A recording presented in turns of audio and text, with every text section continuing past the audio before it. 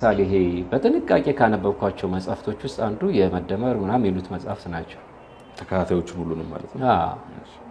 ስልህ አንዳንዴ ዝም ብለህ ተቃዋሚ ስትሆን ዝም ብለህ የአይናችሁ ቀለም አላማረኝም አይነት ነገር ትችት ሳይሆን፣ ምክንያቱም መፍትሄ በተለይ ተጠርዞ በጥራዝ አንድ ነገር ሲቀርብ በደንብ ታስቦበታል ማለት ነው አይደል?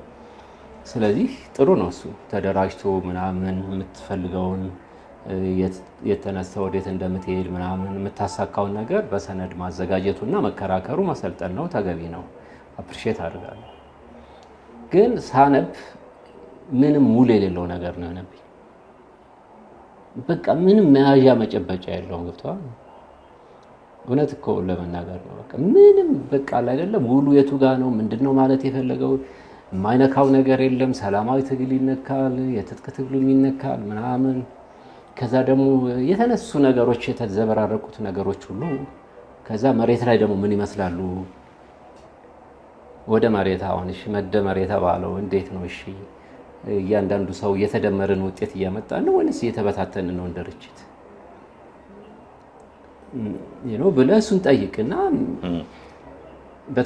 በተግባር እሱን መሬት ላይ አታየውም። በጽሁፍም ደግሞ በስነ ጽሁፍም ደረጃ ስታየው ቋንቋው ጥሩ ቢሆን በሐሳብ ደረጃ ግን ምንድነው የሚለው ነገር ምንም ሊገባ አይችልም።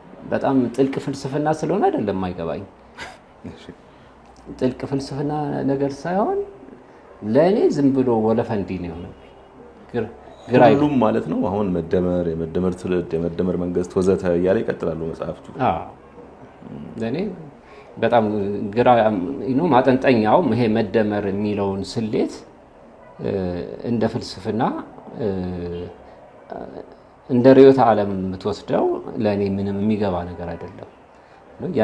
እያንዳንዱን ገጽ በጥንቃቄ ነው ለማንበብ የሞከርኩትና ምንም ትርጉም የሚሰጥ ነገር ሆኖ አላየውም።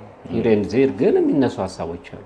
ሰላማዊ ትግል ለምሳሌ ያነሳሉ። ቅድም ስለኔ መጽሐፍ ላይ ያነሳቸው አሁን ግጥሞቹን ሁሉ አንስተው ይተቻሉ። ግን መጽሐፉን ወደ መጽሐፍቶቹን በጥቅል ስትመለከታቸው ምን ትርጉም ይሰጣሉ? ምንድነው በትክክል አድሬስ ማድረግ የፈለጉት?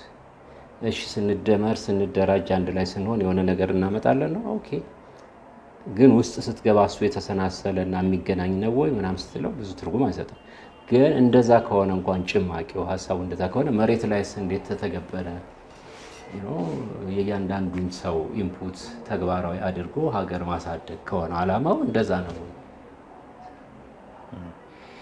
ጥሩ እሱ እንዳለ ሆኖ የመደመሩን